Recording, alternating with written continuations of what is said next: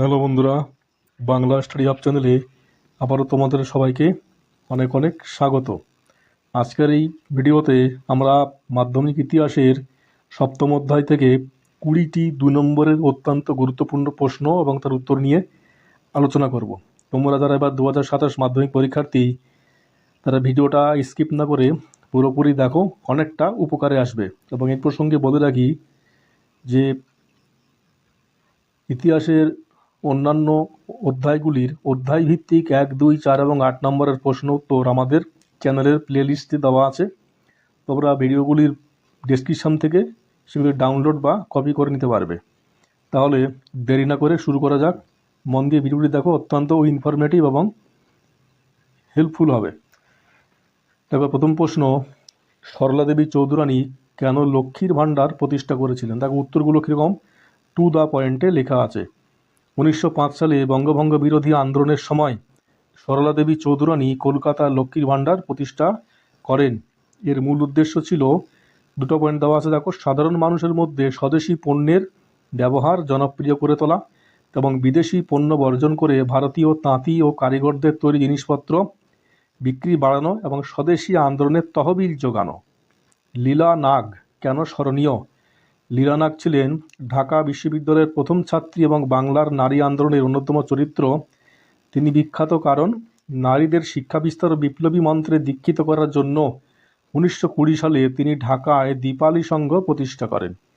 বিপ্লবীদের মুখপাত্র হিসেবে তিনি জয়শ্রী নামে একটি পত্রিকাও প্রকাশ করেছিলেন। পরের প্রশ্ন দেখো, মাতঙ্গিনী হাজরা কেন গান্ধী বুড়ি নামে পরিচিত?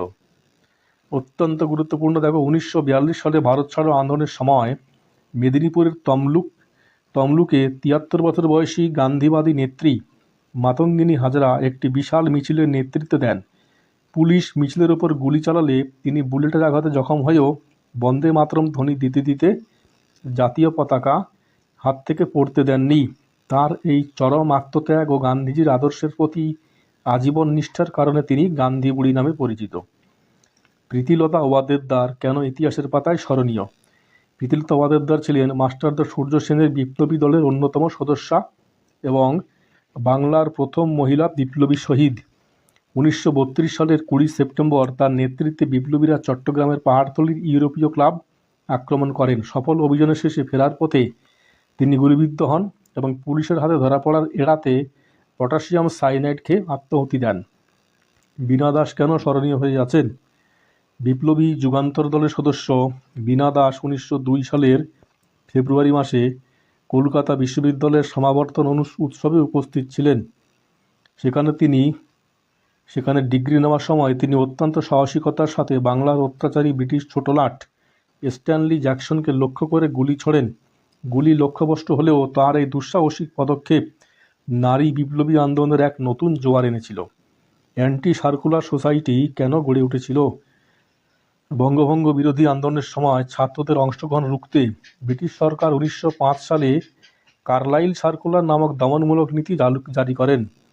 এর প্রতিবাদে এবং সরকারি কলেজ থেকে বিতাড়িত স্বদেশী আন্দোলনকারী ছাত্রদের বিকল্প শিক্ষার ব্যবস্থা করার উদ্দেশ্যে শচীন্দ্র প্রসাদ বসুর নেতৃত্বে অ্যান্টি সার্কুলার সোসাইটি গড়ে তোলা হয়। কার্লাইল সার্কুলার কি?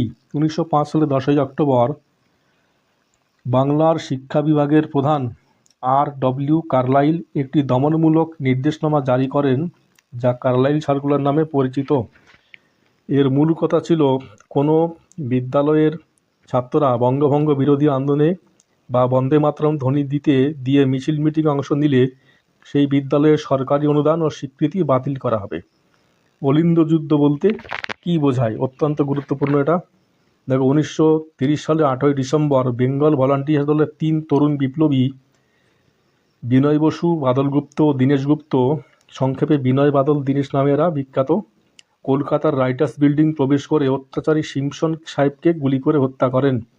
এরপর রাইটার্স বিল্ডিংয়ের অলিন্দে ব্রিটিশ পুলিশের সাথে তাদের যে রক্তক্ষয়ী বন্দুকযুদ্ধ হয়েছিল তা ইতিহাসের পাতায় অলিন্দ যুদ্ধ নামে পরিচিত। রশিদ আলী দিবস কেন পালিত হয়? আজাদ হিন্দ ফৌজের ক্যাপ্টেন রশিদ আলীকে ব্রিটিশ আদালত 7 বছরের সশ্রম কারাদণ্ড দিলে তার প্রতিবাদে দেশ জুড়ে তীব্র ক্ষোভ তৈরি হয়। 1946 সালের 12ই ফেব্রুয়ারি মুসলিম ছাত্র লীগ ও অন্যান্য ছাত্র সংগঠনগুলির ডাকে কলকাতায় এক বিশাল ছাত্র ধর্মঘট ও আন্দোলন সংগঠিত হয়। এই দিনটিকে ইতিহাসে রশিদ আলী দিবস বলা হয়। দলিত কাদের বলা হয়? হিন্দু চতুর্বর্ণ ব্যবস্থার বাইরে থাকা, সমাজ ও অর্থনীতিতে চরমভাবে পিছিয়ে পড়া শোষিত তথাকথিত অস্পৃশ্য জাতিগুলি যেমন মাহার, চামার, নামশূদ্র সামগ্রিকভাবে দলিত বলা হয়। বিংশ শতকের প্রথমার্ধে ডক্টর বি.আর. আম্বেদকরের নেতৃত্বে এই প্রান্তিক মানুষরা নিজেদের সামাজিক ও রাজনৈতিক অধিকারের দাবিতে আন্দোলন শুরু করেন।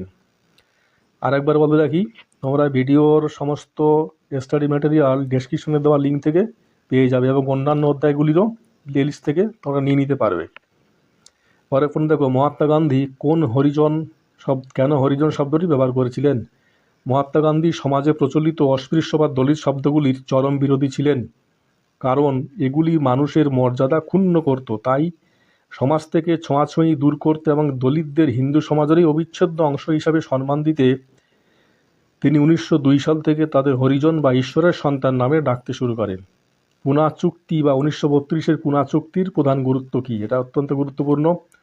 1932 সালের সেপ্টেম্বর মাসে গান্ধীজি ও ডক্টর বি.আর. আম্বেদকরের মধ্যে পুনা চুক্তি স্বাক্ষরিত হয়।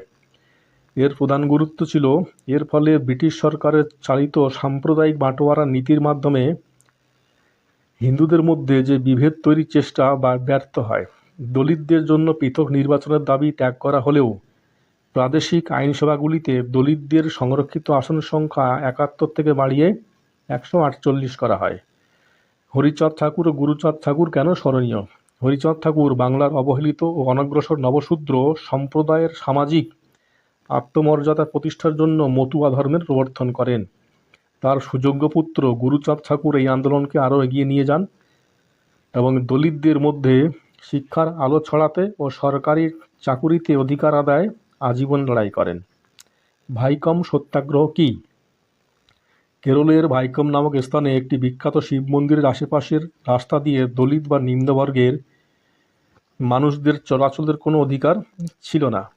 এই সামাজিক বৈষম্যের বিরুদ্ধে 1924 সালে কে.পি. কেশব মেননের নেতৃত্বে যে শান্তিপূর্ণ অহিংস আন্দোলন গড়ে উঠেছিল তাকে ভাইকম সত্যাগ্রহ বলা হয়। গান্ধীজিও এই আন্দোলনকে সমর্থন জানিয়েছিলেন। বাবা সাহেব আম্বেদকর দলিতদের অধিকার রক্ষায় কী ভূমিকা নিয়েছিলেন? দলিত সমাজের মসিহা ডক্টর বি.আর. আম্বেদকর দলিতদের অধিকার আদায়ে অগ্রণী ভূমিকা নেন। তিনি দলিতদের শিক্ষিত ও সচেতন করতে বহিষ্কৃত হিতকারিণী সভা প্রতিষ্ঠিত করেন এবং মুখনায়ক পত্রিকার মাধ্যমে আন্দোলন গড়ে তোলেন। পরে তিনি ভারতীয় সংবিধানের খসড়া কমিটির সভাপতি হিসাবে দলিতদের জন্য আইনি ও সাংবিধানিক সুরক্ষার ব্যবস্থা নিশ্চিত করেন। আত্মসম্মান আন্দোলন কি? 1925 সালে মাদ্রাজ প্রেসিডেন্সিতে ই.ভি. রামাস্বামী নায়কার এর নেতৃত্বে অব্রাহ্মণ নিম্নবর্ণের মানুষদের আত্মমর্যাদা প্রতিষ্ঠার জন্য যে তীব্র আন্দোলন গড়ে ওঠে তাকে আত্মসম্মান আন্দোলন বলে। এর মূল লক্ষ্য ছিল সমাজে ব্রাহ্মণদের একাধিপত্যের অবসান ঘটানো এবং দলিত ও পিছিয়ে পড়া জাতিগুলির সামাজিক সমতার প্রতিষ্ঠা করা। দীপালি সংঘ প্রতিষ্ঠার উদ্দেশ্য কী ছিল? অত্যন্ত গুরুত্বপূর্ণ প্রশ্ন এটা।